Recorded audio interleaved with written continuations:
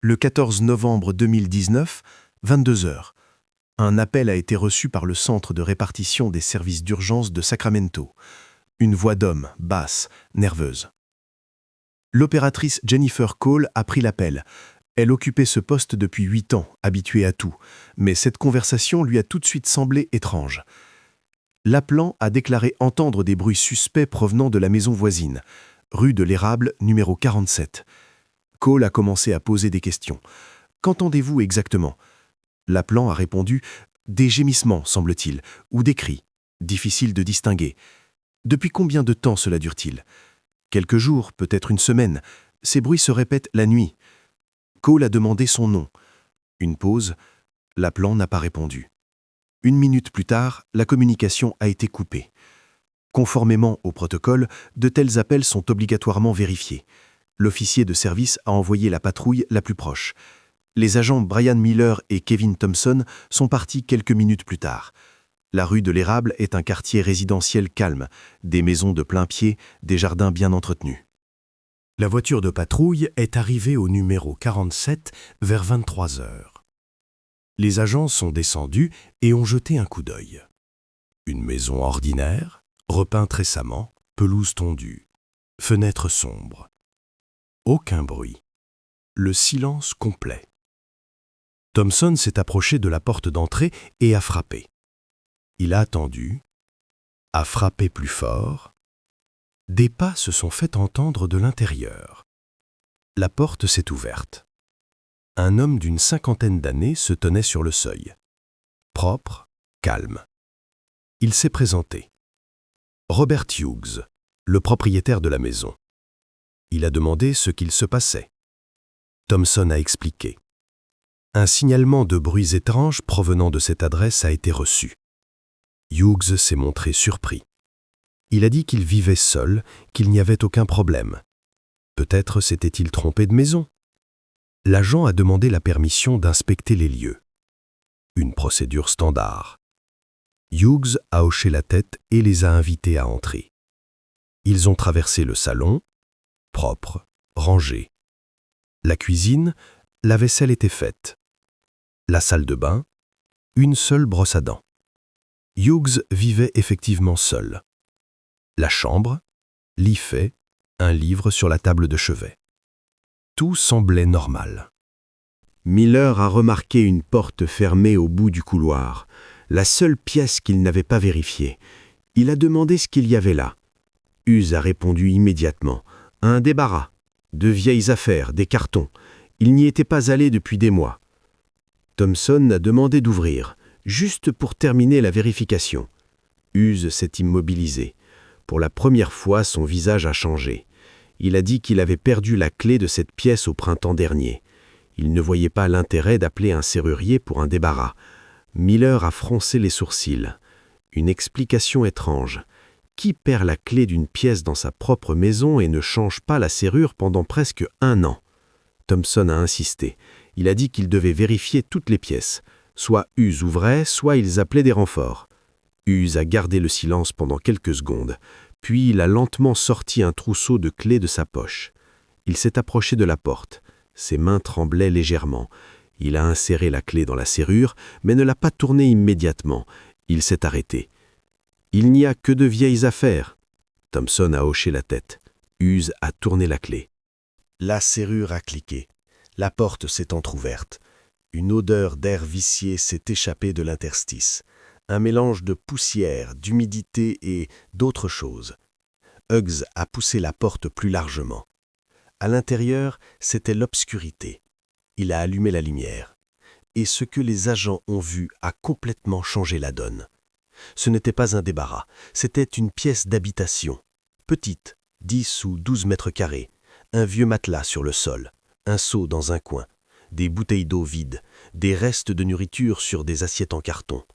Et une femme. Elle était assise sur le matelas, adossée au mur, maigre, très maigre, cheveux emmêlés, longs, vêtements sales, usés. Elle a levé la tête et a regardé la lumière. Elle a plissé les yeux comme si elle n'était pas habituée à une lumière vive. Miller s'est figé. Thompson a fait un pas en avant. Hughes se tenait près de la porte, silencieux.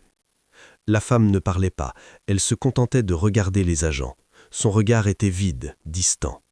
Thompson a demandé qui elle était. La femme n'a pas répondu tout de suite. Puis, doucement, à peine audible, elle a prononcé « Mary, je m'appelle Mary ». Miller s'est tourné vers Hughes. Il a demandé ce qui se passait ici. Hughes s'est tu. Il a baissé les yeux. Thompson a immédiatement appelé des renforts. Quelques minutes plus tard, 2 autres voitures de patrouille sont arrivées devant la maison. Hughes a été emmené hors de la maison et mis dans une voiture. La femme a été sortie de la pièce avec précaution. Elle marchait lentement, de manière hésitante, en s'appuyant contre le mur. Les ambulanciers sont arrivés 10 minutes plus tard. Ils ont examiné la femme sur place. Déshydratation, épuisement. Elle a été immédiatement transportée à l'hôpital. Quant à Robert Hughes, il est resté en état d'arrestation. Les agents ont commencé à poser des questions. Qui était cette femme? Depuis combien de temps se trouvait-elle dans cette pièce? Pourquoi la porte était-elle fermée? Hughes a gardé le silence. Il a refusé de répondre sans avocat. Ce n'est que quelques heures plus tard, lorsque les détectives ont commencé à vérifier les documents et à interroger les voisins, que les premiers faits ont été révélés. Mary Hughes, l'épouse de Robert, officiellement mariée depuis 2001. La dernière fois qu'elle avait été vue dans le quartier, c'était en 2003. 16 ans auparavant, les voisins étaient convaincus que Marie ne vivait plus dans cette maison depuis longtemps. Robert disait à tout le monde que sa femme était en traitement, dans une clinique spécialisée, des problèmes psychiques. Il lui rendait visite parfois, mais les médecins ne recommandaient pas les visites fréquentes. Toutes ces années, personne n'avait posé de questions. Robert était un voisin calme et poli. Il payait ses impôts à temps, tondait sa pelouse, saluait tout le monde. Pendant tout ce temps, sa femme se trouvait dans une pièce verrouillée à quelques mètres d'eux. Les détectives ont commencé à reconstituer la chronologie. Ils devaient comprendre comment une femme pouvait disparaître pendant 16 ans sans que personne ne le remarque. La première chose fut d'interroger les voisins. La rue de l'Érable est un petit quartier où tout le monde se connaît. La voisine Barbara King vivait ici depuis 30 ans. Elle se souvenait bien de Robert et Marie. Le couple avait emménagé en 2001. Robert était comptable, Marie bibliothécaire. Calme, poli. La dernière fois que Barbara avait vu Marie, c'était au printemps 2003. Marie tondait les fleurs dans le jardin. Elle s'était saluée. Une journée ordinaire. Quelques semaines plus tard, Barbara a demandé à Robert où était sa femme. Robert a répondu calmement « Marie est en traitement, des problèmes de santé. Les médecins insistent sur une thérapie prolongée. » Barbara n'a pas insisté. Elle lui a souhaité un bon rétablissement et n'a plus abordé le sujet. Le voisin James Porter avait emménagé ici en 2005. Robert a immédiatement mentionné que sa femme se trouvait dans un établissement spécialisé. James a accepté cela comme un fait. Robert semblait un voisin ordinaire. Il saluait, aidait aux réparations, tondait la pelouse. D'autres voisins ont confirmé.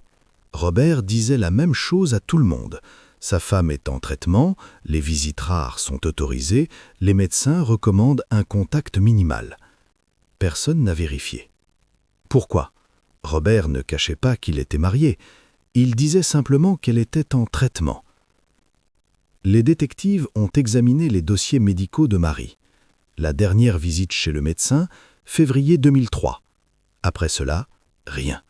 Pas une seule trace dans les cliniques de Californie ou des États voisins. Compte bancaire. La dernière transaction, le 18 avril 2003.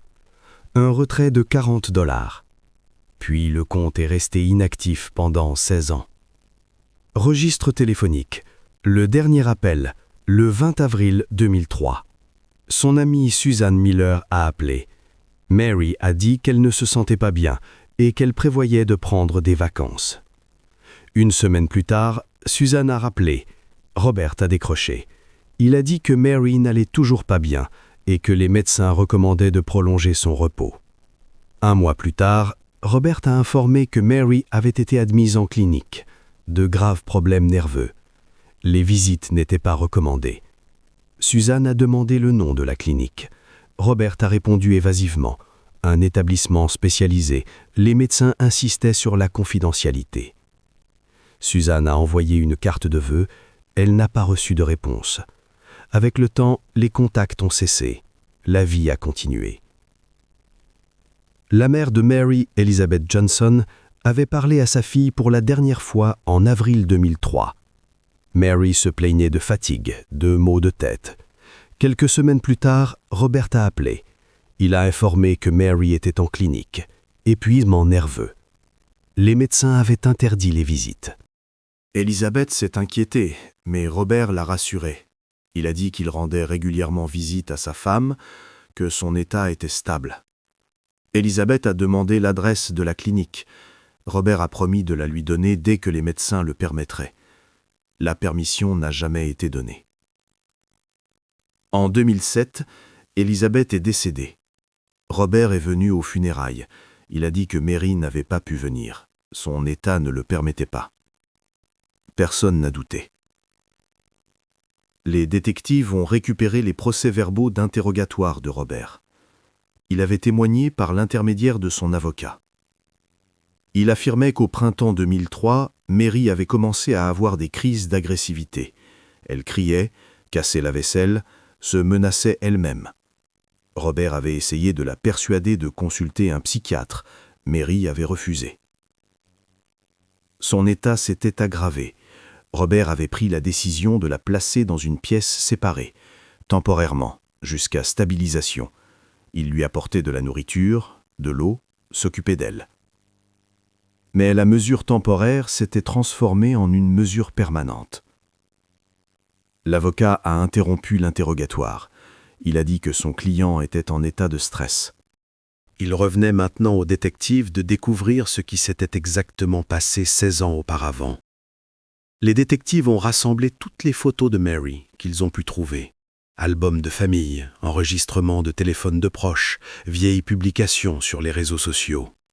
La dernière photo était datée du 12 avril 2003, l'anniversaire de la mère de Mary, Elizabeth, une célébration familiale au restaurant. Sur le cliché, Mary était assise à table souriante. À côté, Robert, sa mère, une cousine. Une photo de famille ordinaire. 8 jours plus tard, Mary avait disparu. Les détectives ont reconstitué la chronologie exacte. Le 18 avril, Mary avait retiré $40 à un distributeur automatique, dernière opération financière. Le 20 avril, elle avait appelé son amie Susan, se plaignant de fatigue. Dernière conversation téléphonique. Après cela, le silence. Les proches ont raconté qu'en mars 2003 déjà, Robert avait commencé à restreindre leur contact avec Mary. La sœur de Mary, Jennifer, s'est souvenue d'un étrange épisode. Elle avait appelé Mary début mars, voulant l'inviter pour le week-end. Robert avait décroché. Il avait dit que Marie se reposait, qu'elle ne se sentait pas bien. Jennifer avait demandé à rappeler plus tard. Robert avait promis de transmettre le message. Marie n'avait pas rappelé. Jennifer avait rappelé une semaine plus tard. Robert avait de nouveau répondu. La même histoire. Marie dormait, était fatiguée, rappellerait elle-même. Jennifer s'était inquiétée. Elle était venue chez eux sans prévenir. Robert avait ouvert la porte, l'air calme. Il avait dit que Marie était allée dormir après le déjeuner. Les médecins recommandaient plus de repos. Jennifer avait demandé de réveiller sa sœur. Robert avait refusé. Il avait dit que Marie avait besoin de repos. La conversation sur le seuil avait duré quelques minutes. Robert était poli mais insistant. Jennifer était repartie sans avoir vu sa sœur. C'était le 10 mars 2003. Après l'anniversaire de leur mère, le 12 avril, elle s'était vue pour la dernière fois. Le cousin de Marie, Michael Johnson, avait également remarqué des changements. En février, il était venu dîner chez Marie et Robert. Tout était normal. Marie cuisinait, il parlait, riait. Fin mars, Michael avait appelé, proposant de se revoir. Robert avait répondu que ce n'était pas le bon moment. Mary ne se sentait pas bien. Michael avait proposé son aide. Robert avait refusé. Il avait dit qu'il se débrouillait seul. Michael n'avait plus insisté. Il avait sa propre famille, son travail. Il pensait que Mary était simplement surmenée. Après le 20 avril, les contacts avaient complètement cessé. Robert avait commencé à répéter la même version à tout le monde. Mary était en clinique, un établissement spécialisé. Le traitement prendrait du temps. Sa sœur Jennifer exigeait l'adresse de la clinique. Robert répondait que les médecins avaient interdit les visites. L'état de Mary était instable, les contacts extérieurs pouvaient lui nuire. Jennifer insistait. Robert promettait de transmettre l'information plus tard. Ce plus tard n'est jamais venu. Jennifer a appelé chaque semaine pendant les 2 premiers mois. Robert répondait toujours avec patience. Il disait que Mary suivait toujours une thérapie. Des améliorations existaient, mais elles étaient lentes. Les médecins demandaient de ne pas précipiter le processus. 3 mois plus tard, Jennifer a demandé à parler directement au médecin. Robert a refusé. Il a dit que cela violerait le secret médical. Marie elle-même ne voulait pas que ses proches s'immiscent. Jennifer a commencé à suspecter quelque chose d'anormal. Elle a engagé un détective privé à l'été 2003. Le détective a vérifié toutes les cliniques psychiatriques dans un rayon de 100 miles autour de Sacramento. Marie ne figurait nulle part. Jennifer a appelé Robert avec cette information. Robert n'a pas été déconcerté. Il a expliqué que la clinique se trouvait dans un autre état, un centre spécialisé où l'on traitait de troubles rares. Les médecins insistaient sur une confidentialité totale. Jennifer voulait déposer une déclaration de disparition, mais formellement, Marie n'avait pas disparu. Son mari savait où elle était. Légalement, tout était clair. L'avocat que Jennifer avait consulté lui a expliqué la situation. Un adulte a droit à un traitement. Le mari, en tant que proche parent, peut prendre des décisions. S'il n'y a pas de preuve de crime, la police n'enquêtera pas. Jennifer a baissé les bras. Elle a continué à appeler Robert, mais moins souvent. 1 fois par mois, puis 1 fois par trimestre. Les réponses étaient les mêmes. Mary était en traitement, son état était stable, les visites étaient impossibles pour le moment. Les années ont passé. Jennifer s'est mariée, a déménagé en Oregon. La vie l'a absorbée. Mary était devenue un sujet douloureux auquel elle ne voulait pas penser. En 2010, les proches s'étaient résignés. Mary était quelque part en clinique, Robert s'occupait d'elle. Il ne voyait pas d'autres options.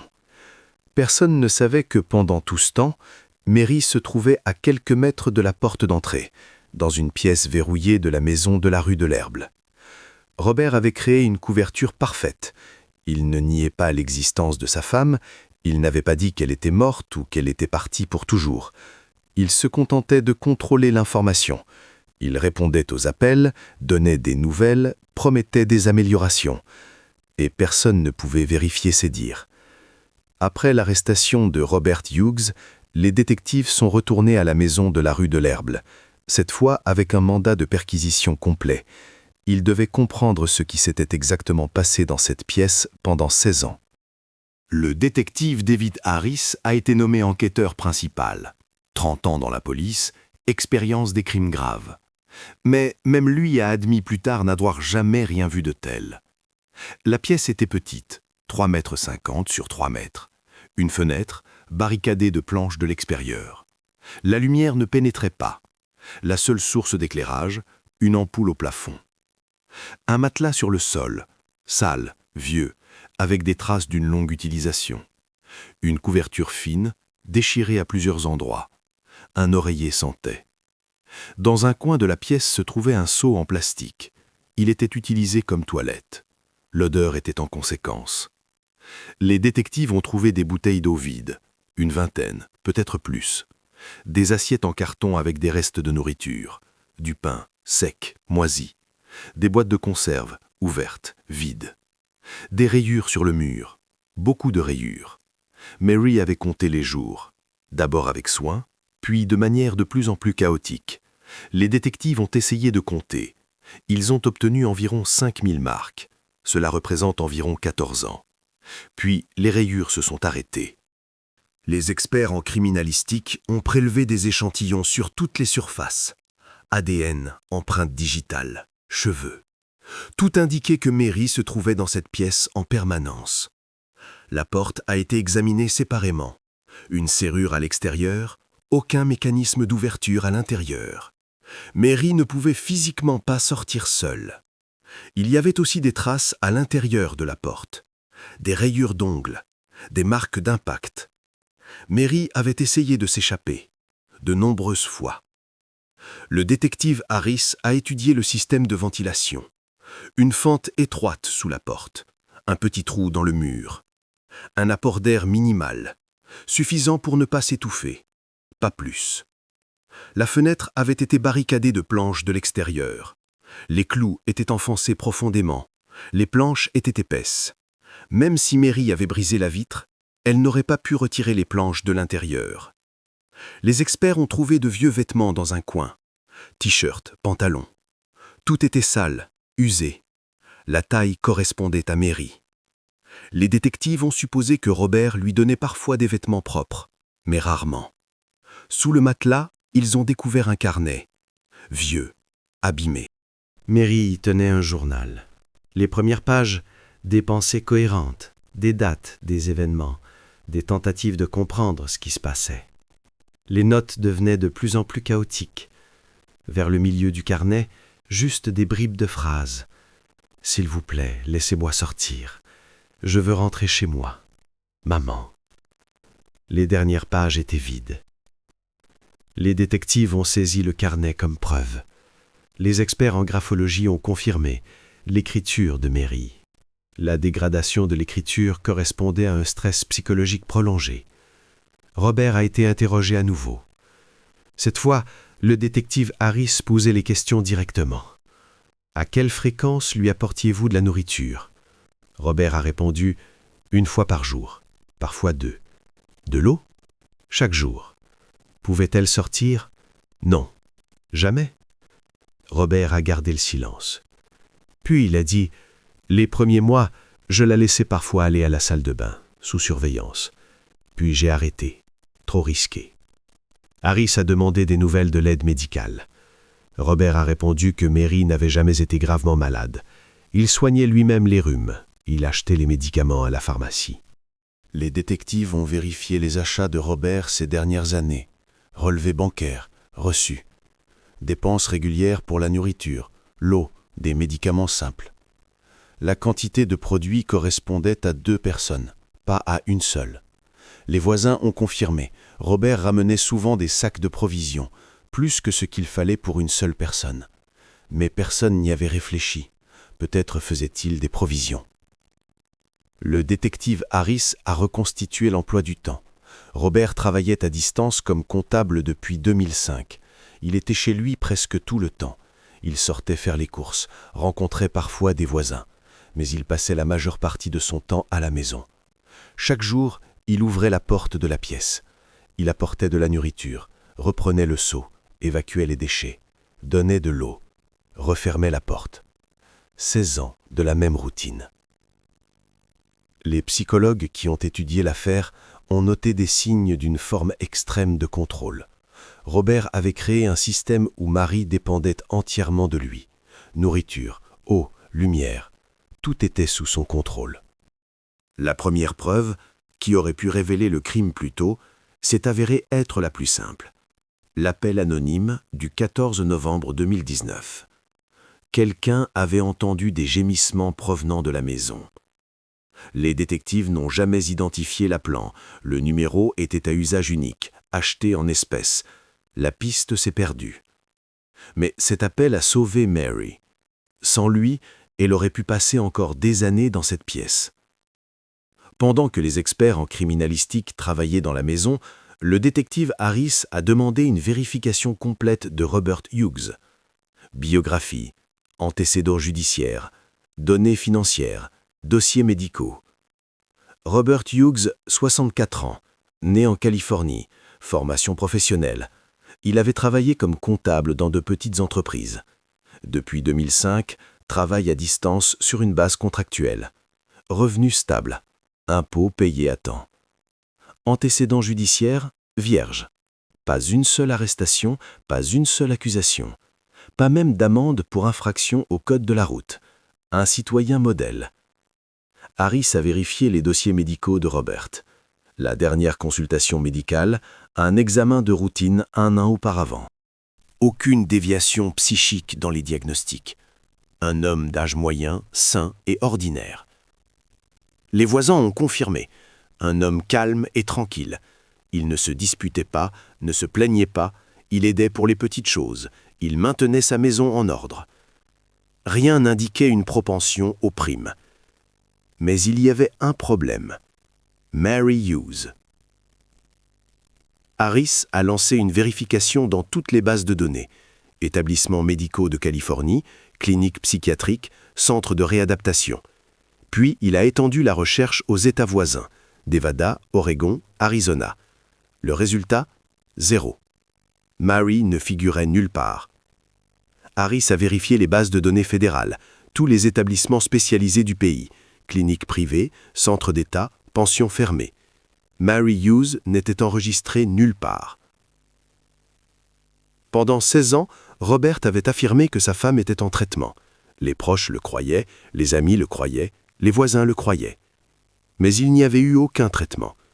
Harris a vérifié les dossiers d'assurance. Mary avait une assurance maladie par l'intermédiaire de son employeur. Elle était valable jusqu'en avril 2003. Après son licenciement, l'assurance avait été annulée. Robert n'avait pas souscrit de nouvelle assurance pour sa femme. Il n'avait pas soumis de documents pour un traitement. Il n'avait pas demandé de remboursement pour des frais médicaux. Si Mary avait réellement été en clinique pendant 16 ans, cela aurait coûté des centaines de milliers de dollars. Robert n'aurait pas pu payer cela avec ses revenus, mais il n'y avait aucun prêt, aucune dette dans ses dossiers financiers. Harris a interrogé Robert à nouveau. Il a demandé directement « Dans quelle clinique se trouvait Mary ?» Robert s'est tu. L'avocat lui a conseillé de ne pas répondre. Harris a présenté les résultats de la vérification. Mary n'était enregistrée nulle part, aucun dossier médical, aucun paiement pour un traitement. Toute l'histoire de la clinique était une invention. Robert a baissé les yeux. Puis il a dit doucement « Elle était à la maison, tout le temps ». L'avocat a tenté d'interrompre l'interrogatoire, mais Robert a continué. Il a dit qu'il ne pouvait pas envoyer sa femme dans une vraie clinique. Il craignait que son état ne s'aggrave. Il a décidé de s'en occuper lui-même. Harris a posé la question suivante. « Pourquoi l'avez-vous gardée enfermée ?» Robert a répondu « Elle était dangereuse, pour elle-même et pour les autres. Je la protégeais. » Harris a demandé « Contre qui ?» Robert s'est tu. Les détectives ont vérifié la version de Robert à travers les dossiers médicaux de Mary avant 2003. Dernière visite chez un psychiatre, jamais. Dernière visite chez un généraliste, un examen ordinaire, aucune plainte concernant son état mental. Les collègues de Mary à la bibliothèque ne se souvenaient d'aucune étrangeté. Elle était une employée ordinaire, calme, amicale. Aucune crise d'agressivité, aucun signe de trouble. Les proches ont confirmé, Mary n'avait jamais montré d'agressivité. Il n'y avait eu aucun incident, aucun conflit, aucun comportement étrange. La version de Robert ne concordait pas avec les faits. Harris a compris. L'histoire de la maladie de sa femme était une couverture. Robert gardait Mary dans cette pièce, non pas pour la soigner, mais pour la contrôler. L'accusation a commencé à monter le dossier. Détention illégale, éventuellement enlèvement, éventuellement torture. Cela dépendrait du témoignage de Mary et des rapports médicaux. Robert a été officiellement accusé. La caution n'a pas été accordée. Risque de fuite trop élevé. L'avocat de Robert a tenté de bâtir une défense. Il a affirmé que son client avait agi avec de bonnes intentions. Il voulait aider sa femme. Il ne comprenait pas la gravité de la situation.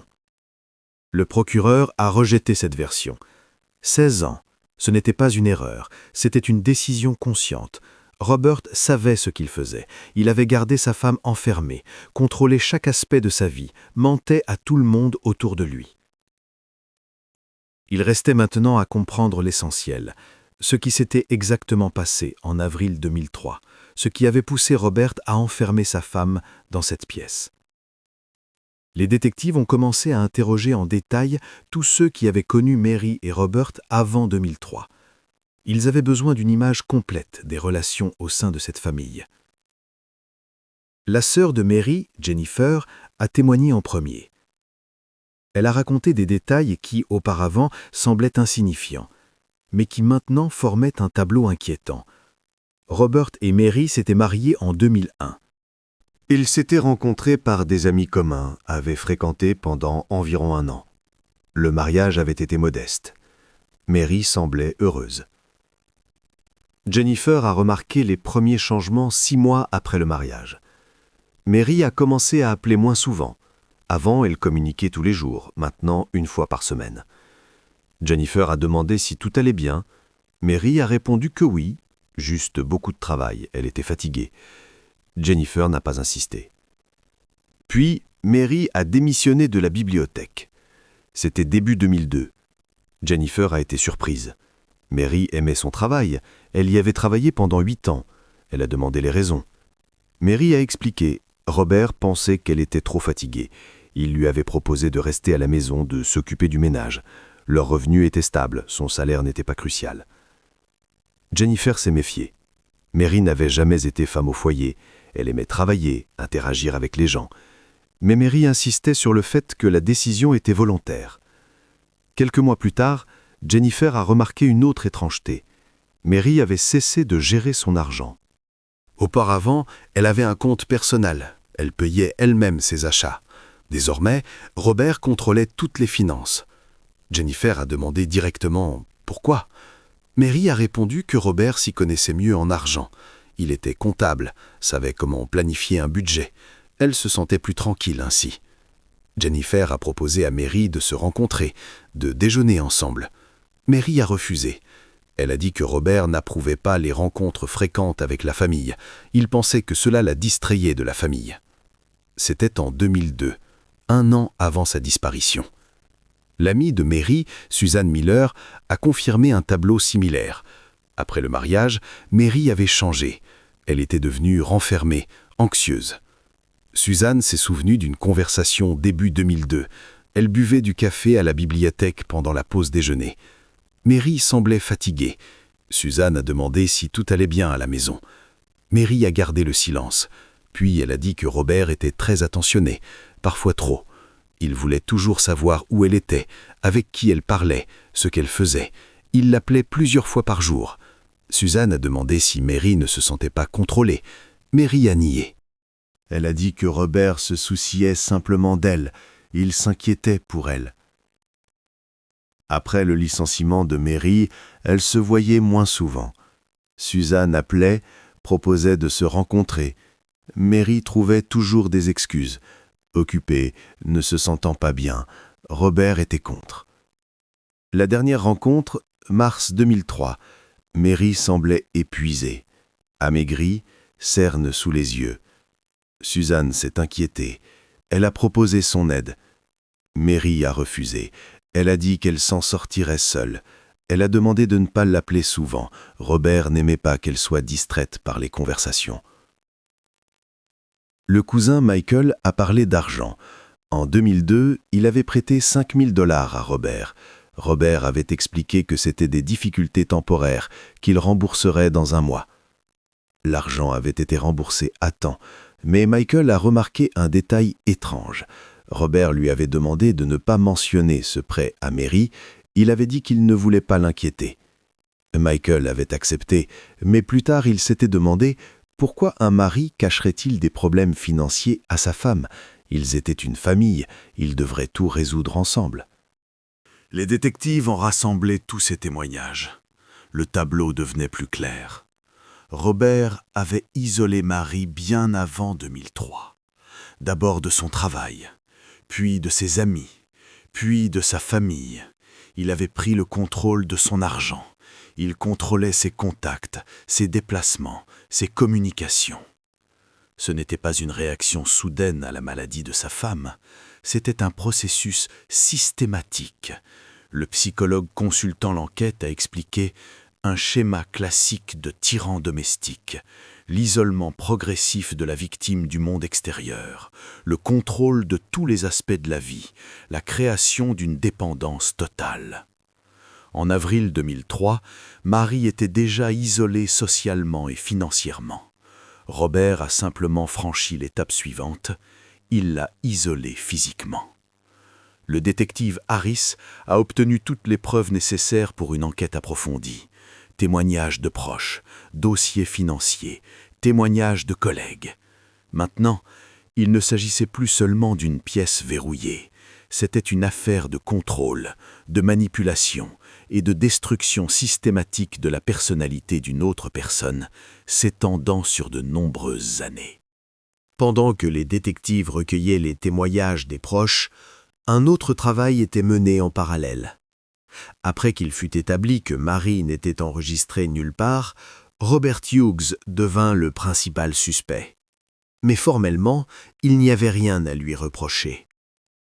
Pour obtenir un mandat de perquisition, des motifs solides étaient nécessaires. Les témoignages des proches sur le contrôle et l'isolement n'étaient pas suffisants. Les détectives ont mis en place une surveillance discrète de la maison de la rue de l'Érable. Les agents travaillaient en 2 équipes. Surveillance 24 heures sur 24. Enregistrement de tous les déplacements, contacts et achats de Robert. Ce qu'ils ont vu s'est avéré étrange, précisément par sa normalité. Robert se comportait de manière absolument normale. Chaque matin à 8 heures, il sortait dans la cour, vérifiait la boîte aux lettres, arrosait la pelouse les jours secs, saluait les voisins s'ils passaient. Mardi et vendredi, allait au supermarché. Robert achetait des provisions pour la semaine. Toujours les mêmes articles: pain, conserves, eau, légumes, viande. La quantité était plus importante que pour une seule personne, mais pas de manière critique. Les agents ont enregistré chaque achat. Robert payait en espèces. Il ne se pressait jamais. Il parlait poliment au caissier. Il souriait. Les mercredis, il tondait la pelouse, de manière égale, proprement. Il travaillait environ 1 heure, puis il rangeait ses outils dans le garage et rentrait chez lui.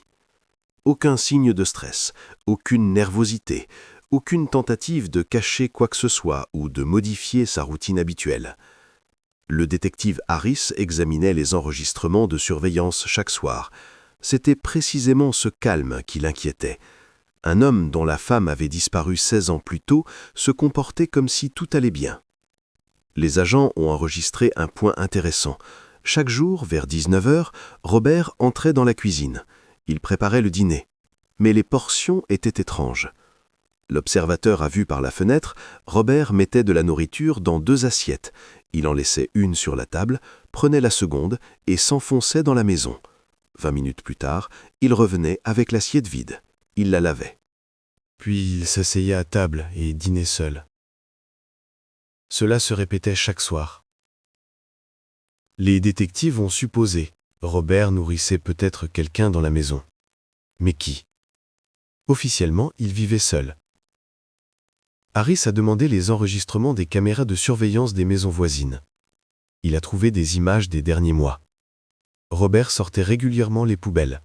2 sacs chaque semaine. Pour une seule personne, c'était un peu trop. Un autre détail. Robert n'ouvrait jamais les fenêtres dans une partie de la maison. Les agents ont vérifié les plans architecturaux. Il devait y avoir une pièce là. Mais la fenêtre restait toujours fermée. Les rideaux tirés. Même les jours chauds, quand Robert ouvrait toutes les autres fenêtres pour aérer, celles-ci restaient fermées. Harris a demandé de vérifier les factures de services publics. La consommation d'eau dans la maison de Robert était supérieure à la moyenne pour une personne seule. Pas critique, mais notable. L'électricité aussi. Robert utilisait plus d'énergie qu'un résident seul ordinaire. Tous ces détails, pris séparément, ne prouvaient rien. Mais ensemble, ils formaient un tableau. La surveillance a duré 2 semaines. Robert ne s'est jamais écarté de sa routine. Il n'a jamais montré d'inquiétude. Il n'a jamais fait quoi que ce soit de suspect. C'est précisément ce calme pathologique qui a le plus alerté les détectives. Harris a consulté un psychologue. Il a décrit le comportement de Robert. Le psychologue a exprimé son avis. L'homme agit comme s'il était absolument sûr de sa sécurité. Il n'a pas peur d'être découvert. Il pense que son secret est bien caché. Cela a renforcé les soupçons. Les détectives ont commencé à rassembler les motifs formels pour un mandat. Témoignages de proches, bizarreries de comportement, incohérences dans l'histoire du traitement de sa femme. Et c'est à ce moment précis, après 2 semaines de surveillance, que l'appel anonyme concernant des bruits étranges provenant de la maison de la rue de l'Érable a été reçu. L'appel anonyme a donné aux détectives ce dont ils avaient besoin, un motif formel pour une vérification immédiate. Les patrouilleurs étaient déjà sur place, avaient déjà constaté l'étrange réaction de Robert à la demande d'ouvrir l'une des pièces. Le détective Harris a obtenu un mandat de perquisition d'urgence dans l'heure.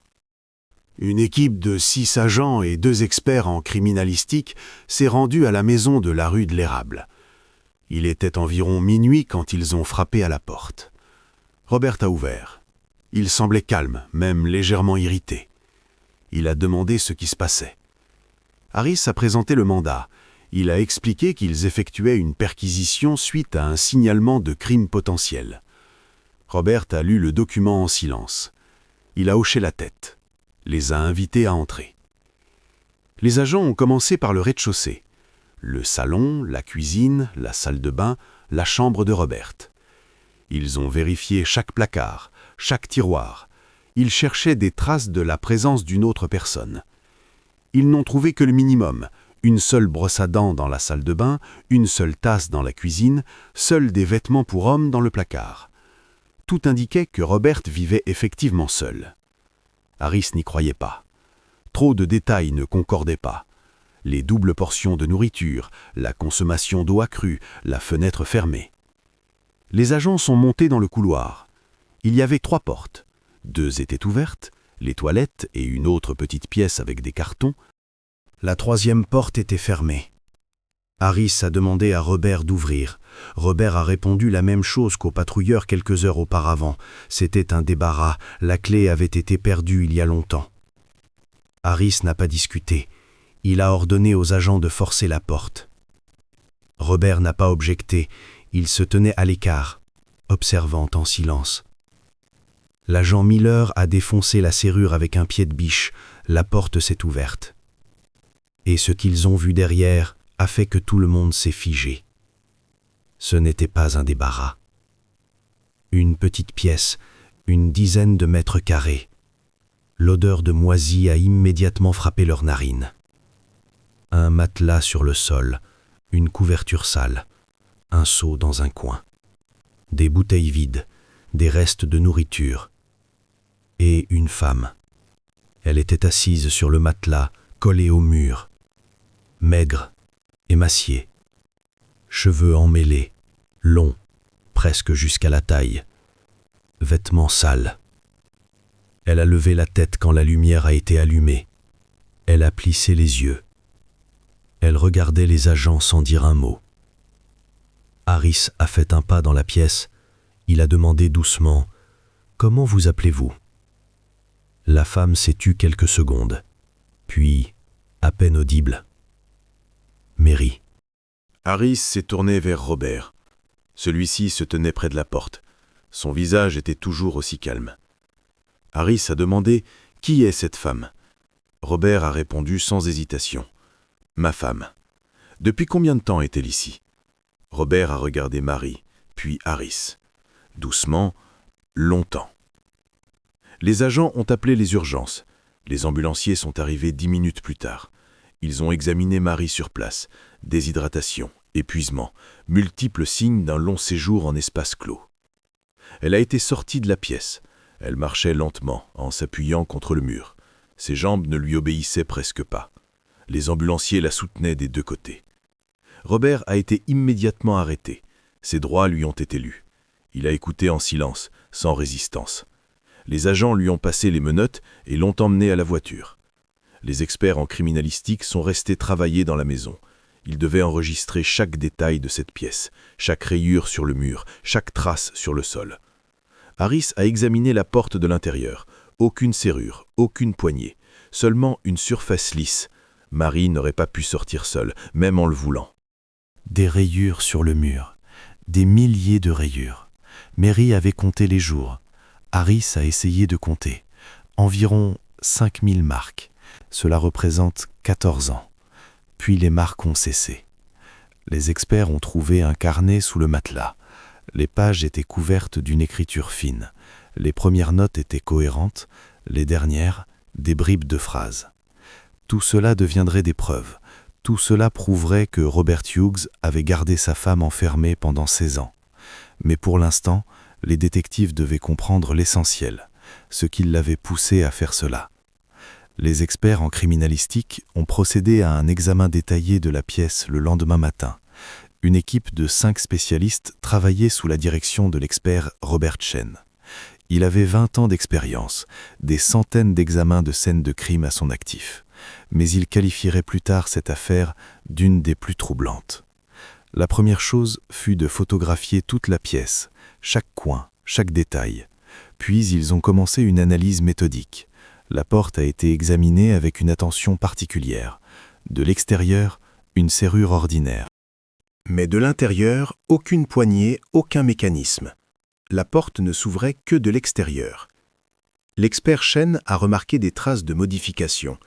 La porte était à l'origine une porte intérieure normale, mais quelqu'un l'avait renforcée, avait ajouté une plaque métallique de l'intérieur, avait installé une serrure plus puissante.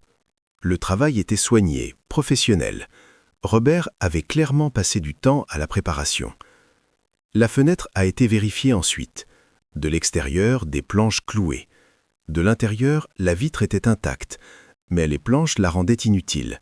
Même en brisant la vitre, il était impossible de sortir. Chen a mesuré les fentes de ventilation. Une bande étroite sous la porte, un petit trou dans le mur près du plafond. Un apport d'air minimal. L'expert a calculé. Le renouvellement de l'air était d'environ 30% de la norme pour une pièce de cette taille. Suffisant pour ne pas s'étouffer, insuffisant pour le confort. Les murs ont été examinés centimètre par centimètre. Des rayures couvraient presque toute la surface à hauteur d'une personne assise sur le matelas. Les experts ont prélevé des échantillons. L'analyse a montré que les rayures étaient faites avec des ongles. Sous le microscope, des traces de peau, de sang étaient visibles. Mary avait griffé les murs pendant des années. Ses ongles s'usaient, se cassaient, saignaient, mais elle continuait. Le matelas a été saisi pour expertise. L'analyse ADN a confirmé une seule femme avait séjourné dessus pendant une longue période. Les traces de matériaux biologiques correspondaient à Mary Hughes. Le seau dans le coin est également devenu une preuve. Les experts ont établi qu'il était utilisé comme toilette depuis au moins 10 ans, peut-être plus longtemps. Les bouteilles d'eau ont été collectées et comptées. 23 au total, toutes de la même marque que Robert achetait régulièrement au magasin local. Les détectives ont vérifié les reçus. Robert achetait cette eau par pack de 12 bouteilles toutes les 2 semaines ces dernières années. Un simple calcul a montré. Un pack toutes les 2 semaines, c'est environ 2 bouteilles par jour. Une pour Robert, une pour Mary. Les restes de nourriture ont été envoyés pour analyse. Conserves, pain, produits simples, rien de périssable. Robert apportait de la nourriture qui pouvait se conserver longtemps. L'expert Chen a rédigé un rapport détaillé. Ses conclusions étaient sans équivoque. La pièce a été modifiée délibérément, la porte renforcée, la serrure installée spécifiquement, la fenêtre bloquée de l'extérieur, la ventilation minimale. Ce n'était pas une solution temporaire, c'était une construction réfléchie pour la détention prolongée d'une personne. Chen a également noté l'absence de tout moyen de divertissement ou d'occupation. Aucun livre, aucune radio, aucune télévision.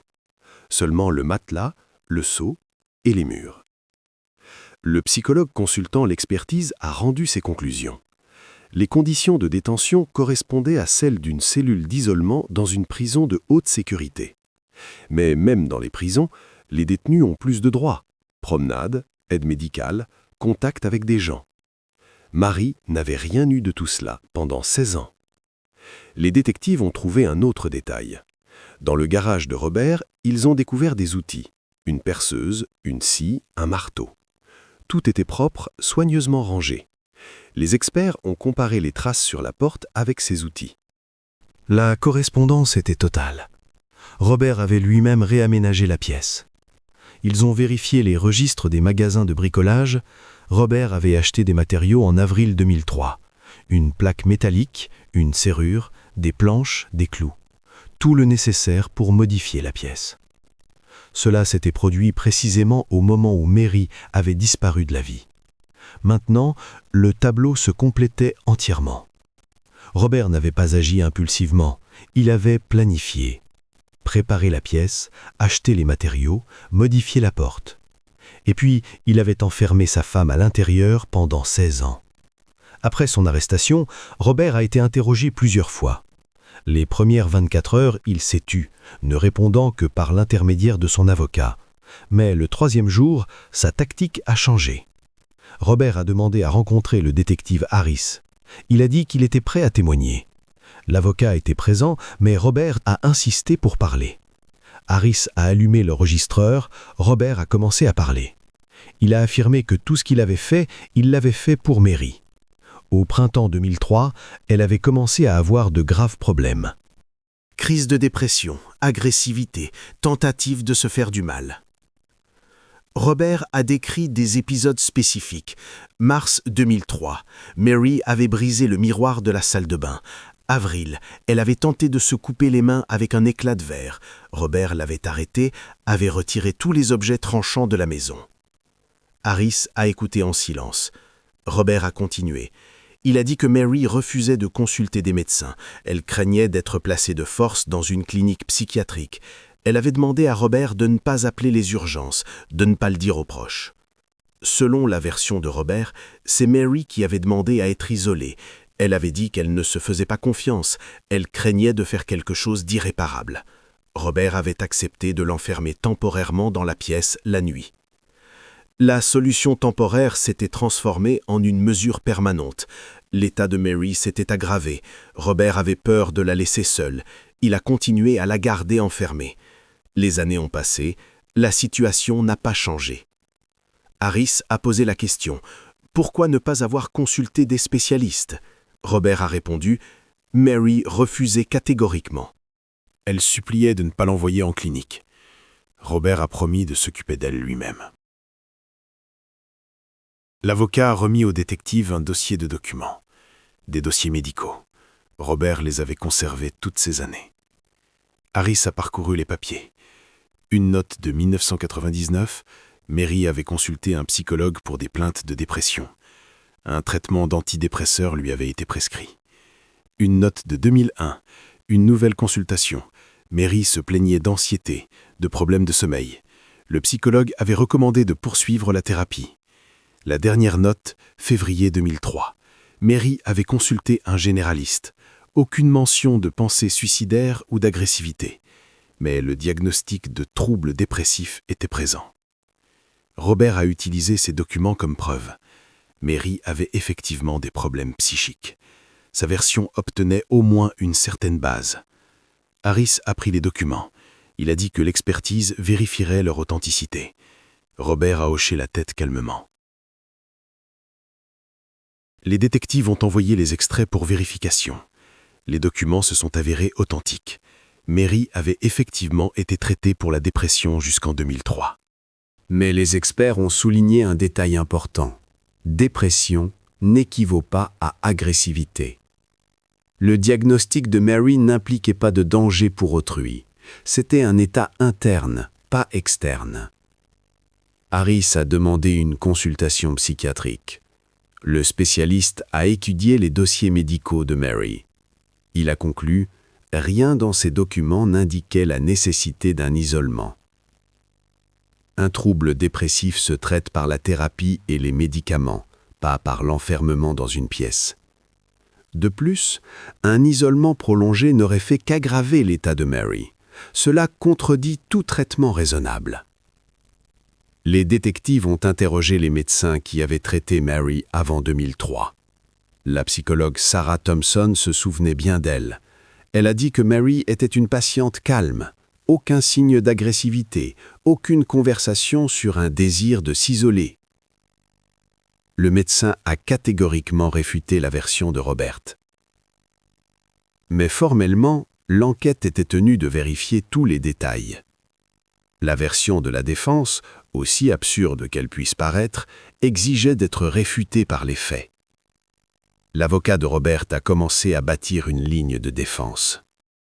Il a affirmé que son client avait agi par un sentiment de sollicitude déformé mais sincère. Il ne comprenait pas la gravité de la situation. Il pensait aider sa femme. Le procureur préparait ses contre-arguments. 16 ans, ce n'était pas une erreur. Le contrôle systématique, les mensonges aux proches, la modification de la pièce, tout cela indiquait des actions conscientes. Mais tant que le témoignage de Marie elle-même n'était pas obtenu, l'affaire restait ouverte à diverses interprétations.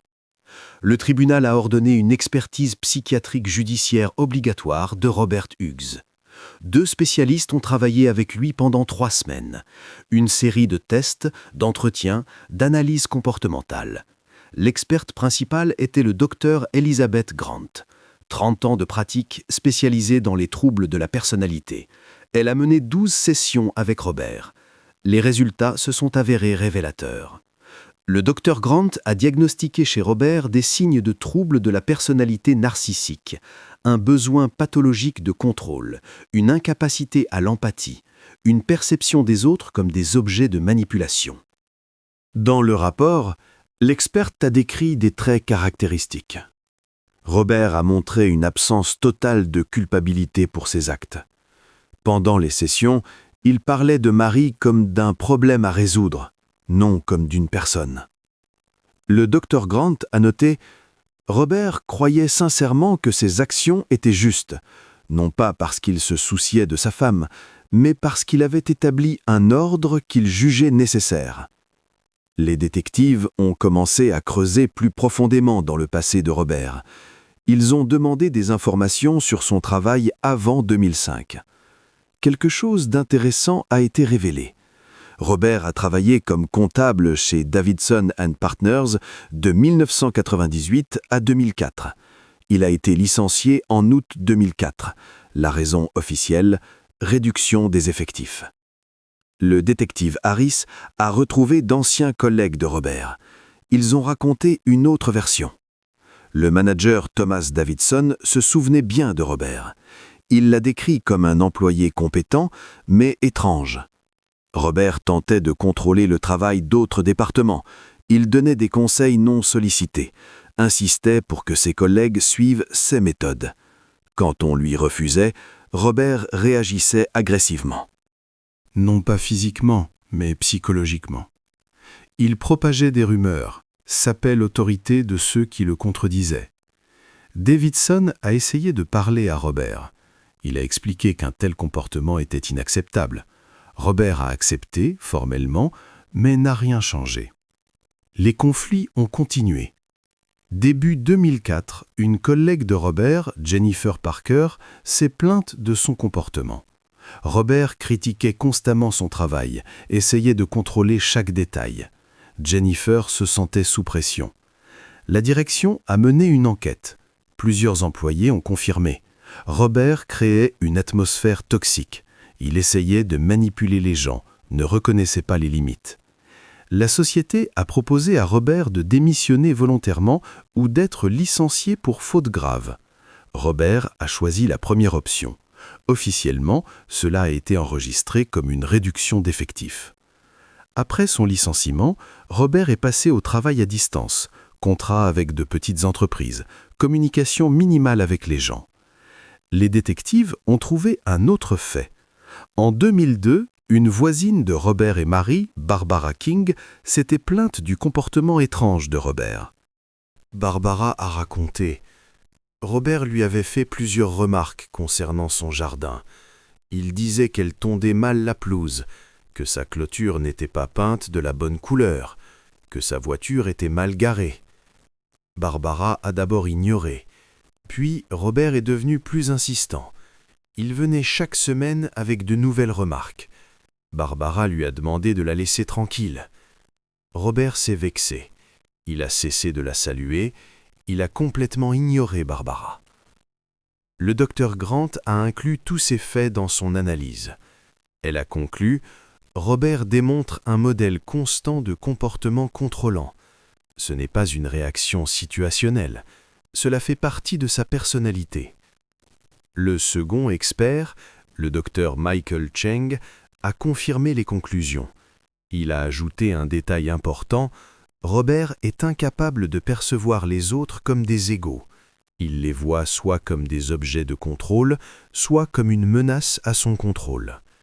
Mary était entièrement sous son pouvoir. Elle dépendait financièrement, socialement, physiquement. Pour Robert, c'était un scénario idéal. La version de la défense selon laquelle Robert avait agi par sollicitude s'effondrait. Les experts l'ont catégoriquement rejeté. Le docteur Grant a écrit dans ses conclusions: le motif des actions de l'accusé était la mise en œuvre de son pouvoir et de son contrôle. L'histoire de la demande de la victime de s'isoler ne correspondait pas au profil psychologique ni de l'accusé ni de la victime. Le procureur avait obtenu ce dont il avait besoin. Le rapport d'expertise détruisait complètement la défense de Robert. Il restait maintenant à entendre le témoignage principal, celui de Mary elle-même. Le détective Harris est entré dans la salle d'interrogatoire avec un épais dossier de documents. Robert était assis à la table à côté de son avocat. Les caméras ont été allumées, l'enregistrement a commencé. Harris a posé sur la table le rapport de l'expertise psychiatrique, un document volumineux, 40 pages. Il a demandé à Robert d'en prendre connaissance. Robert a lu en silence. Son visage est resté calme. Il a terminé, a mis les papiers de côté. Il a dit « Les experts se trompent ». Harris a demandé « En quoi exactement ?» Robert a répondu « Ils ne connaissent pas Mary, ils ne comprennent pas la situation. Il s'est vraiment occupé de sa femme. Tout ce qu'il a fait était nécessaire. » Harris a sorti des photographies. La pièce où Mary était retenue, le matelas sur le sol, le seau dans le coin, les rayures sur les murs, la fenêtre barricadée. Il a étalé les photos devant Robert. Il a demandé « Est-ce de la sollicitude ?» Robert a regardé les clichés. Il n'a pas détourné le regard. Il a dit « Oui, Mary était en sécurité. Il contrôlait la situation. » Harris a montré la photo suivante. La porte s'empoignait de l'intérieur, serrure renforcée, plaque métallique. Il a demandé « Pourquoi renforcer la porte si votre femme elle-même demandait l'isolement ?» Robert a gardé le silence, puis il a répondu « Elle aurait pu changer d'avis. Au moment d'une crise, essayer de sortir. Cela aurait été dangereux. » Harris a obtenu les témoignages des proches. Il a lu les paroles de la sœur de Mary.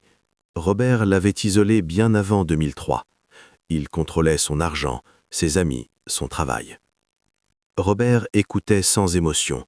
Il a dit « J'aidais Mary à prendre les bonnes décisions. Elle était faible, indécise.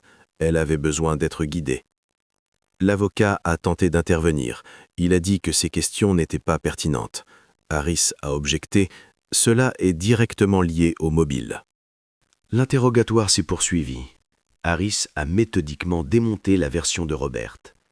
Il a montré les incohérences, les contradictions. Pourquoi n'avoir pas consulté de médecin pendant 16 ans? Robert a répondu « Mary avait peur des cliniques. » Pourquoi les voisins ne savaient rien?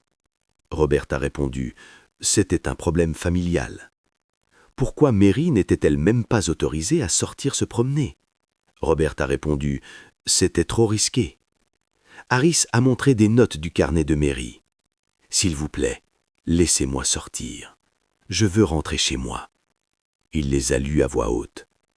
Il a demandé « Cela ressemble à un appel à l'aide, pas à des remerciements pour vos soins. » Robert est resté silencieux.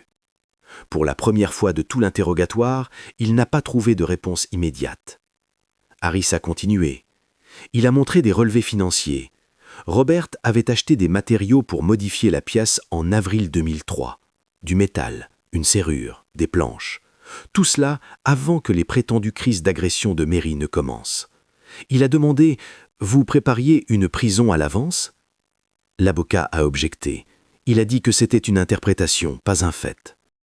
Robert aurait pu acheter des matériaux à d'autres fins. Harris a sorti des reçus. Il a lu Plaques métalliques, serrure renforcée, charnière haute résistance. Que pourrait-on faire d'autre avec cela, sinon renforcer une porte? Robert a dit « Je me préparais, au cas où ce serait nécessaire. » Harris a demandé « Nécessaire pourquoi? Enfermer votre femme pendant 16 ans ?» Robert n'a pas répondu. L'interrogatoire a duré 4 heures. Harris a fait pression avec des faits, des témoignages, des preuves. Robert a tenu bon, mais des fissures ont commencé à apparaître. À la 5e heure, Harris a posé une question directe. « Reconnaissez-vous avoir gardé Mary contre sa volonté ?» Robert a regardé son avocat. Celui-ci a secoué la tête.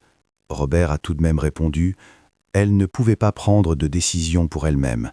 Je les prenais pour elle. » Harris, ce n'est pas une réponse à la question. Je contrôlais la situation. Oui. Vous la contrôliez ou vous la teniez captive? Robert s'est tu 1 minute. Puis, doucement, l'un n'exclut pas l'autre. C'était le plus proche d'un aveu que les détectives pouvaient obtenir. Robert a en fait confirmé. Il avait gardé Mary enfermée consciemment, délibérément, pendant des années. L'avocat a demandé une pause. Harris a accepté.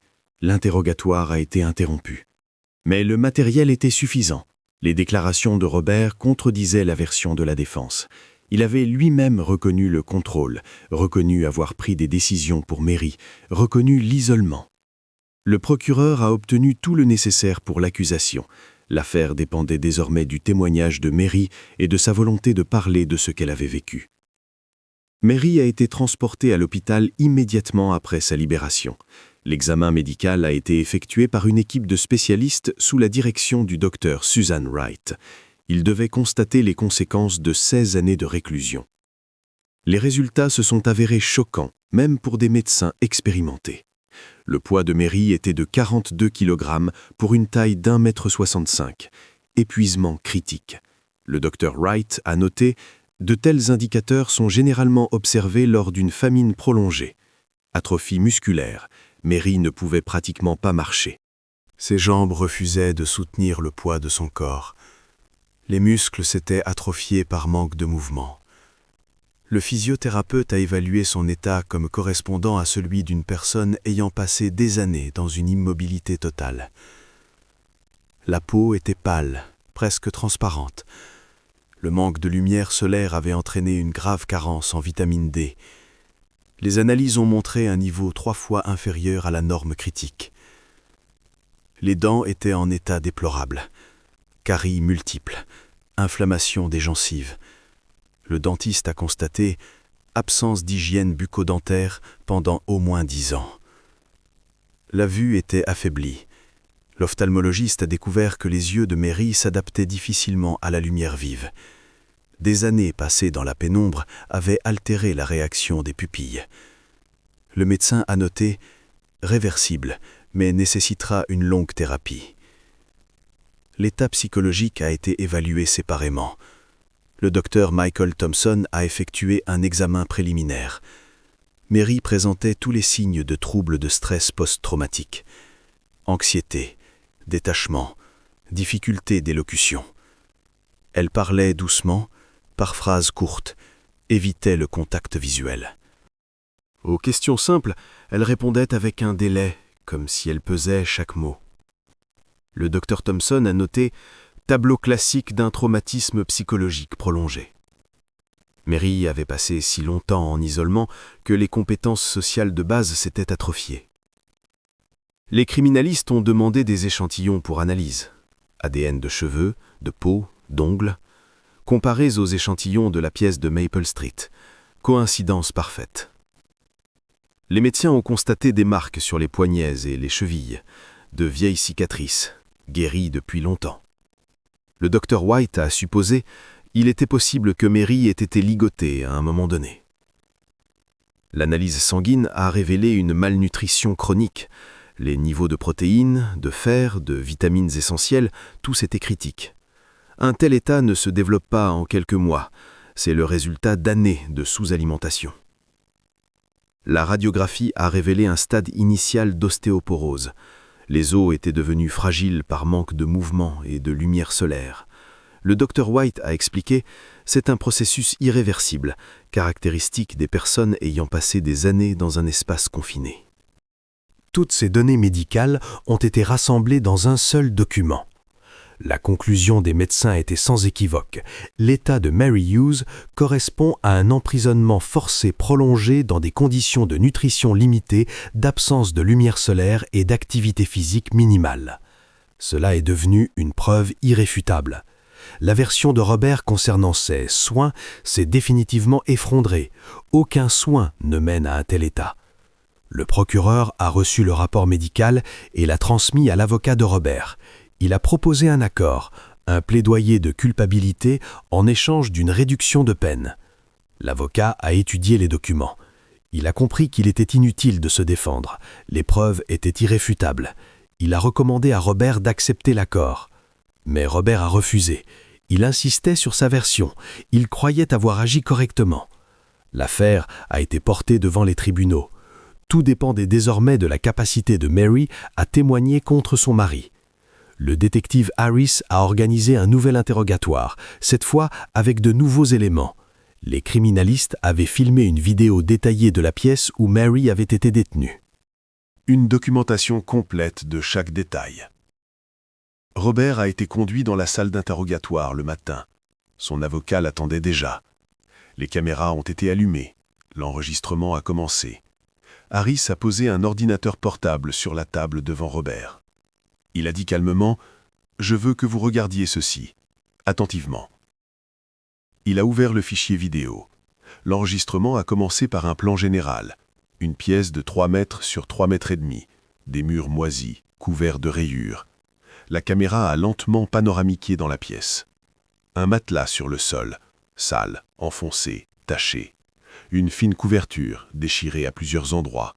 Un oreiller sans taille, gris de saleté. Robert regardait l'écran sans émotion visible. Son visage était calme, presque indifférent. Ses mains étaient croisées sur la table. Aucune tension. La vidéo a continué. La caméra a montré un coin de la pièce. Un seau en plastique, à côté des bouteilles d'eau vides alignées, des assiettes en carton avec des restes de nourriture séchée, du pain moisi. Harris observait la réaction de Robert. Aucune. Il regardait la vidéo comme s'il s'agissait de la maison de quelqu'un d'autre. Il n'y avait ni honte ni gêne. La caméra a montré les murs en gros plan. Des rayures couvraient toute la surface à la hauteur d'une personne assise sur le matelas. Des milliers de petites marques. L'opérateur a zoomé sur une zone. On voyait que les rayures étaient d'abord nettes, régulières, puis de plus en plus chaotiques. À la fin, juste des lignes désordonnées. Harris a arrêté la vidéo sur cette image. Il a demandé « Avez-vous vu ces rayures ?» Robert a hoché la tête. « Oui. » Harris. « Vous saviez que votre femme comptait les jours ?» Je le supposais. Harris. « Et cela ne vous dérangeait pas ?» Robert a réfléchi une seconde. Il a répondu « Elle était en sécurité, c'est l'essentiel. » Harris a lancé la vidéo. La caméra a montré la porte de l'intérieur. Surface lisse, sans poignée, sans serrure. Impossible d'ouvrir. L'opérateur a tenté de pousser la porte de l'intérieur. Elle n'a pas bougé d'1 millimètre. Puis, la fenêtre.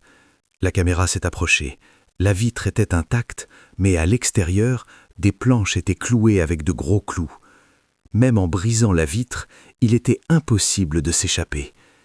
La lumière ne pénétrait pas du tout. Robert regardait et restait silencieux.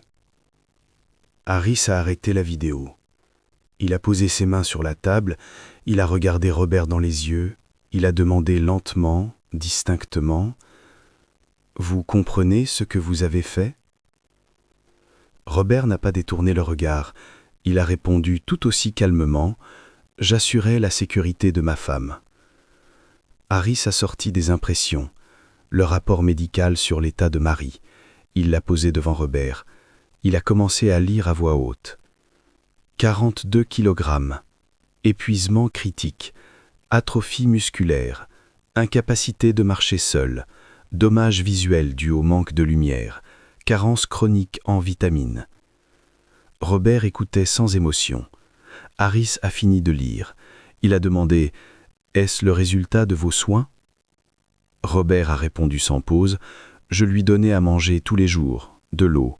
Je changeais ses vêtements une fois par mois, je vidais le seau. Que fallait-il de plus ?» Harris n'a pas pu se retenir. Il a élevé la voix, l'a laissé sortir, appeler des médecins, lui permettre de voir sa famille. Robert a secoué la tête. C'était impossible. Elle n'aurait pas pu faire face au monde extérieur. Elle avait besoin de contrôle. L'avocate a interrompu. Il a dit « Détective, mon client est sous pression. Je propose de faire une pause. » Harris l'a ignoré. Il a sorti le carnet de Marie. Il l'a ouvert à la page appropriée. Il a commencé à lire les notes à voix haute. 15 mai 2004. S'il vous plaît, laissez-moi sortir. Je promets d'être obéissante. 3 juin 2004. Je veux voir maman, s'il vous plaît, au moins une fois. 12 août 2005. Je n'en peux plus. Laissez-moi sortir. Je ferai tout ce que vous direz. Harris lisait note après note. Robert écoutait en silence. Harris a fermé le carnet. Il a demandé « Pendant 16 ans, elle a demandé de l'aide. Vous avez entendu ?» Robert a répondu calmement « J'ai entendu, mais elle ne comprenait pas la situation. Je comprenais mieux. » Harris « Vous décidiez pour elle ?» Robert « Oui, elle ne pouvait pas prendre les bonnes décisions. » Harris « Qui vous a donné ce droit ?» Robert a regardé le détective avec surprise. Il a répondu comme une évidence « Je suis son mari ». L'avocat a demandé la parole. Il a dit que son client ne réalisait manifestement pas la gravité de la situation. Il avait besoin d'une aide psychiatrique, pas d'un interrogatoire. Harris a posé la dernière question. « Regrettez-vous ce que vous avez fait ?» Robert n'a pas hésité. Il a regardé directement la caméra. Il a répondu clairement, sans la moindre hésitation. « Non. J'ai fait ce qui était nécessaire. Je la protégeais. » L'interrogatoire a pris fin. Robert a été emmené. L'avocat est resté. Il a dit à Harris doucement « Je ne peux pas le défendre. Il ne comprend pas qu'il a commis un crime. » Harris a hoché la tête. C'était bien là le problème. L'enregistrement a été transmis au procureur. Celui-ci l'a visionné et on a conclu « On ne trouvera pas meilleure preuve de motivation. » Robert lui-même fait preuve d'une absence totale d'empathie. Il restait maintenant à entendre la version de Mary. L'enquête a ordonné une procédure de reconstitution du crime, une pratique courante pour les affaires d'une telle ampleur. Robert devait être emmené à la maison et invité à reproduire ses actions, à montrer exactement comment il avait détenu Mary toutes ces années. Le détective Harris a organisé la procédure pour la semaine suivante. Les criminalistes, le procureur, l'avocat de Robert étaient présents. Toutes les actions étaient filmées. Pour le tribunal, pour le procès-verbal, pour une image complète du crime. Robert a été conduit à la maison de Maple Street menotté. 2 officiers l'accompagnaient. Il est entré calmement, à regarder autour de lui, comme s'il rentrait chez lui après un court voyage. Harris a expliqué la procédure. Robert devait montrer et raconter comment se déroulait sa journée habituelle, comment il nourrissait Marie, comment il nettoyait, comment il contrôlait la situation. Robert a accepté sans objection. Il a dit qu'il était prêt à coopérer. Ils ont commencé le matin. Robert a décrit sa routine. Levé à 7 heures du matin, petit déjeuner dans la cuisine, café, toast, parfois des œufs brouillés. Un matin ordinaire, pour une personne ordinaire. À 8 heures, il préparait à manger pour Marie. Il a montré le processus. Il sortait des conserves du placard, ouvrait la boîte. Il mettait la nourriture sur une étiette en carton. Il ajoutait de pain. Il versait de l'eau dans une bouteille en plastique. Robert portait l'assiette à la pièce. Il s'arrêtait devant la porte. Il expliquait « Ici, j'ouvrais la serrure. Je posais l'assiette sur le sol à l'intérieur. Je prenais l'assiette vide du dîner de la veille. » Les criminalistes ont enregistré chaque mouvement. Robert démontrait tout avec sang-froid, méthodiquement. Aucune émotion, juste une routine. Harris a demandé Vous parliez à votre femme ? Robert a répondu « Parfois ». Je lui demandais comment elle se sentait. Elle ne répondait généralement pas. Avec le temps, j'ai cessé de demander. Robert a montré comment il sortait le seau, une fois par jour, généralement le soir. Il ouvrait la porte, prenait le seau, le portait aux toilettes, le vidait, le rinçait, le rapportait. Il décrivait cela comme s'il s'agissait d'une poubelle, une tâche ménagère ordinaire. Après avoir nourri Mary, Robert reprenait ses activités. Il travaillait à distance sur son ordinateur dans le salon, de 9h à 5 comme un employé de bureau ordinaire. Il traitait de documents, rédigeait des rapports, répondait à des emails. À midi, il se préparait à manger. Il mangeait dans la cuisine. Parfois, il allumait la télévision, il regardait les informations. L'après-midi, si le temps le permettait, il sortait dans la cour. Il tondait la pelouse, arrosait les fleurs, balayait l'allée. Il discutait avec les voisins si quelqu'un passait. Robert a montré cette partie de la journée. Il est sorti dans la cour, s'est tenu près de la tondeuse à gazon. Il a expliqué « Je tondais habituellement la pelouse le mercredi. Je la prenais environ 1 heure. Les voisins me voyaient, me saluaient. Tout était normal. » Harris écoutait et comprenait toute la monstruosité de la situation. Robert tondait la pelouse à quelques mètres de la pièce où sa femme était enfermée.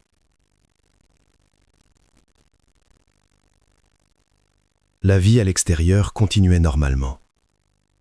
À l'intérieur, le temps s'était arrêté 16 ans auparavant. Le soir, Robert préparait de nouveau à manger. Le dîner, pour lui et pour Marie. Il a montré le processus. 2 portions sur 2 assiettes. Il en gardait une pour lui, portait la seconde à la pièce. Il ouvrait la porte, posait l'assiette. Prenait celle du déjeuner. Fermait la porte, la verrouillait à clé, retournait à son dîner. Après le dîner, la télévision. Robert s'asseyait dans son fauteuil, allumait les programmes du soir. Séries, informations, documentaires. Une soirée ordinaire. À 22h, il se couchait. Robert a montré sa chambre. Le lit était soigneusement fait. Table de chevet, lampe, livres. Il dormait paisiblement, sans cauchemar. Les criminalistes ont enregistré chaque détail. Robert a traversé toute la journée, du lever au coucher. Sa routine était absolument banale. Travail, ménage, repos. La seule différence était que 2 fois par jour, il ouvrait la porte de la pièce.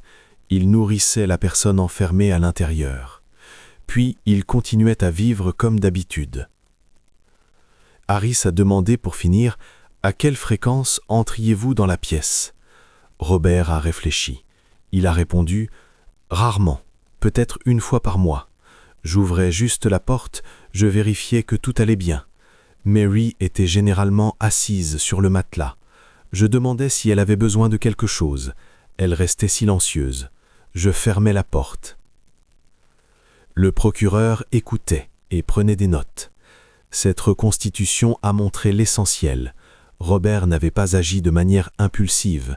Ce n'était pas une erreur ou une mesure temporale. C'était un système, bien huilé, régulier, quotidien. 16 ans du même emploi du temps. Robert menait une vie normale à l'extérieur. Il travaillait, socialisait, s'occupait de la maison. Et parallèlement, il détenait sa femme en captivité. La banalité de ses actions, au regard de ce qui se passait dans cette pièce, rendait tout encore plus macabre. La reconstitution a été achevée. Robert a été ramené. Les matériaux ont été transmis au tribunal. L'affaire attendait désormais le témoignage de Mary. Le procès a commencé 6 mois après l'arrestation de Robert. Pendant tout ce temps, Mary suivait une rééducation dans un centre spécialisé. Les médecins travaillaient avec elle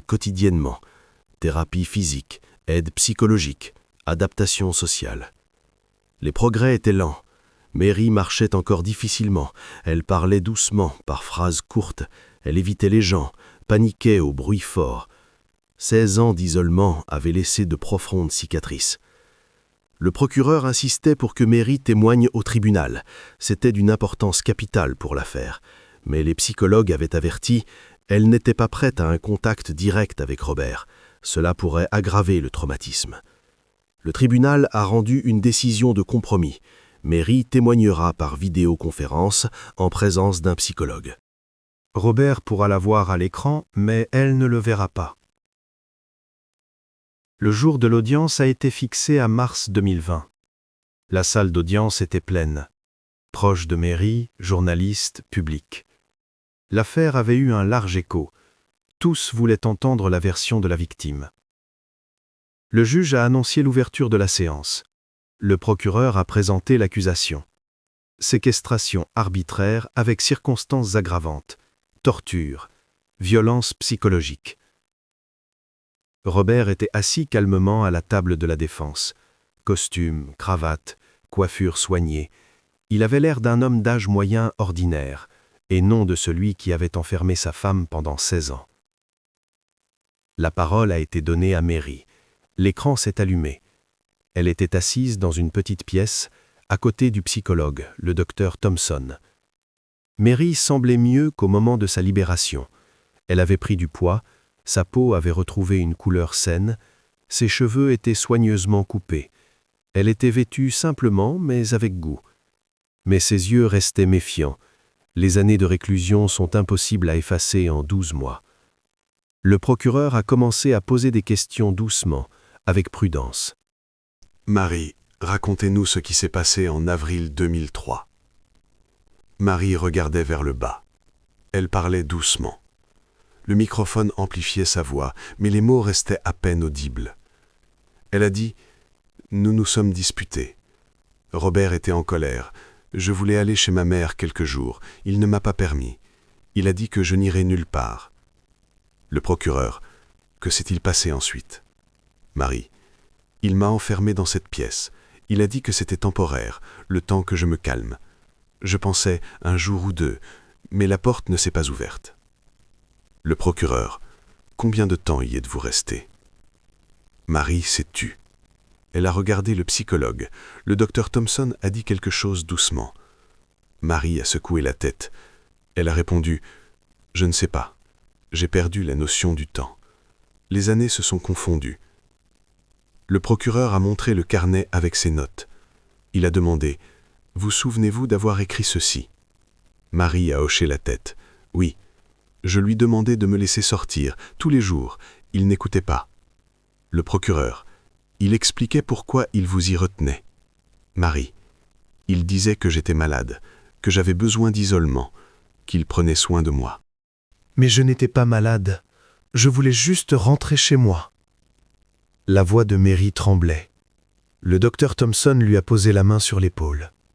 Mary a fait une pause, s'est ressaisie. Elle a continué. Je criais, je frappais à la porte, je grattais les murs. Personne n'entendait, ou entendait, mais n'aidait pas. Le procureur. Qu'avez-vous ressenti toutes ces années? Mary. La peur, le désespoir. Je pensais que j'allais mourir là-bas, que personne ne me trouverait, que ma vie se terminerait ainsi. Dans la salle d'audience, il y avait un silence absolu. Tous écoutaient, immobiles. L'avocat de la défense a eu la parole pour le contre-interrogatoire. Il a tenté de remettre en question prudemment le témoignage de Mary. Il a posé des questions sur son état psychologique avant 2003, sur la dépression, sur le traitement.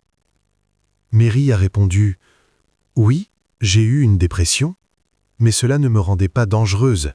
Je suivais une thérapie, je prenais des médicaments, je menais une vie normale. » L'avocat. Votre mari affirme que vous lui avez demandé de vous isoler. Mary a élevé la voix pour la première fois. C'est un mensonge. Je n'ai jamais demandé à être enfermée. Jamais. L'avocat n'a pas insisté davantage. Le contre-interrogatoire a pris fin. Le juge a donné la parole à Robert. Il s'est levé, il a regardé l'écran où se trouvait Mary. Il a dit calmement « J'ai agi pour son bien. Je la protégeais. Elle ne comprenait pas ce qui était le mieux pour elle. » Mary à l'écran a caché son visage dans ses mains. Le docteur Thompson l'a prise dans ses bras. Le juge a interrompu Robert. Il a dit « Cela suffit ». La séance a duré 3 jours. Témoins, experts, témoignages de proches. Chaque élément de l'affaire a été examiné en détail. Les jurés se sont retirés pour délibérer. Ils sont revenus 4 heures plus tard. Verdict : coupable de tous les chefs d'accusation. Le juge a fixé la date du prononcé de la peine 1 semaine plus tard. Le jour venu, la salle d'audience était de nouveau pleine. Le juge a lu le verdict. Robert Hughes est reconnu coupable de séquestration arbitraire avec circonstances aggravantes. Il est condamné à 30 ans de prison sans possibilité de libération conditionnelle. Robert écoutait sans émotion. Il n'a pas bronché. Son visage n'a pas changé. Il a accepté la sentence aussi calmement qu'il nourrissait autrefois sa femme à travers la porte de la pièce verrouillée. Il a été emmené. L'affaire a été classée. Mary a commencé une nouvelle vie, une longue et difficile route vers le rétablissement. 1 an après sa libération, Mary a accepté sa première interview. La rencontre a eu lieu au centre de rééducation où elle poursuivait son traitement. Une photo de cette interview a ensuite fait la une de tous les médias. Mary était assise dans un fauteuil près de la fenêtre. La lumière du soleil tombait sur son visage. Elle avait l'air complètement différente de la nuit de sa libération. Elle avait pris du poids, sa peau avait retrouvé une couleur saine, ses cheveux étaient soigneusement coupés. Elle était vêtue simplement mais avec goût. Mais ses yeux restaient méfiants. Les années de réclusion sont impossibles à effacer en 12 mois. Le docteur Susan Wright, son médecin traitant, a parlé aux journalistes du processus de rétablissement. Ce fut un chemin long et douloureux. Mary a dû réapprendre les choses les plus fondamentales. Marcher. Les premiers mois, elle ne pouvait se déplacer qu'avec des béquilles. Les muscles s'étaient tellement atrophiés que ses jambes refusaient de soutenir son corps. Physiothérapie tous les jours, plusieurs heures. Lentement, pas à pas, Mary retrouvait sa capacité à bouger. Le docteur Wright a déclaré « À la fin de la première année, Mary pouvait marcher seule. Pas vite, pas loin, mais c'était un énorme progrès. » Communiquer avec les gens. Le psychologue, le docteur Thompson, travaillait avec Mary quotidiennement. 16 ans d'isolement avaient détruit ses compétences sociales. Mary avait peur des gens, évitait le contact, paniquait en présence d'inconnus. La thérapie comprenait l'introduction progressive d'interactions sociales. D'abord 1 personne dans la pièce, puis 2, puis un groupe. Chaque étape était difficile. Le docteur Thompson a noté « Un traumatisme d'une telle ampleur ne disparaît pas. Mary aura besoin de soutien toute sa vie, mais elle fait des progrès. » Faire confiance au monde. Mary avait perdu foi en l'humanité. Celui en qui elle avait le plus confiance l'avait trahi de la manière la plus cruelle. Reconstruire cette confiance s'est avéré le plus difficile. Les psychologues ont travaillé sur cet aspect avec une prudence particulière. Mary devait comprendre que toutes les personnes n'étaient pas comme Robert, que le monde pouvait être sûr. À la fin de la première année, elle a commencé à s'ouvrir. Elle s'est liée d'amitié avec plusieurs patients du centre. Elle parlait au personnel sans crainte.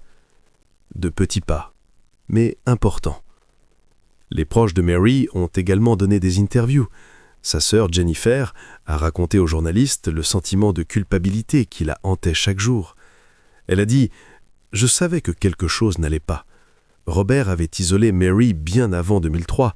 Je voyais les signes de contrôle, mais je n'y ai pas prêté attention. Je pensais que c'était leurs affaires familiales. » Jennifer a pleuré pendant l'interview.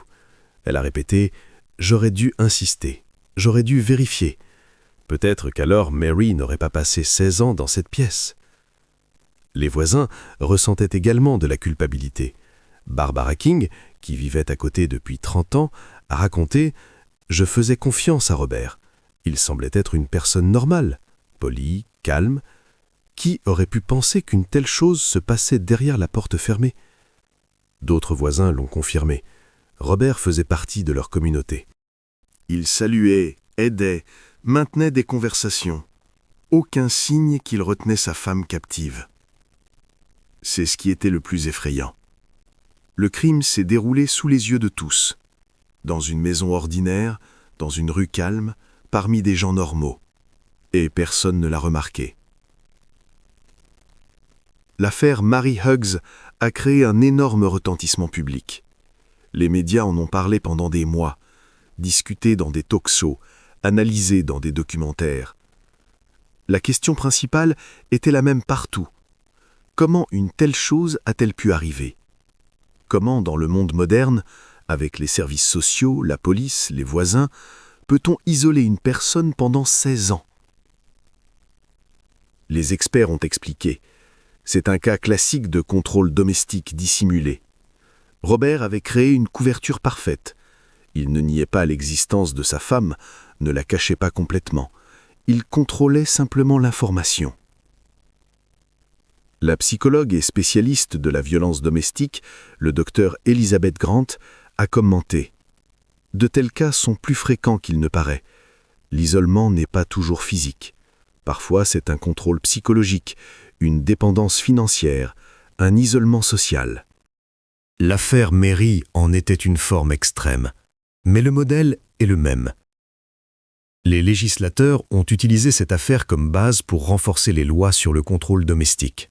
Plusieurs États ont introduit des contrôles obligatoires en cas d'absence prolongée d'une personne dans l'espace public. Les services sociaux ont revu les protocoles. Désormais, si une personne disparaît de la vie sociale et que des proches invoquent un traitement, une confirmation d'un établissement médical est requise. Mary continue de se rétablir. Elle a emménagé chez sa sœur, Jennifer.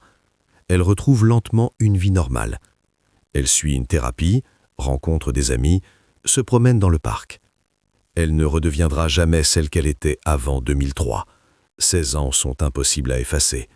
Mais elle a une chance de vivre une nouvelle vie. Quant à Robert Hughes, il passera le reste de ses jours en prison.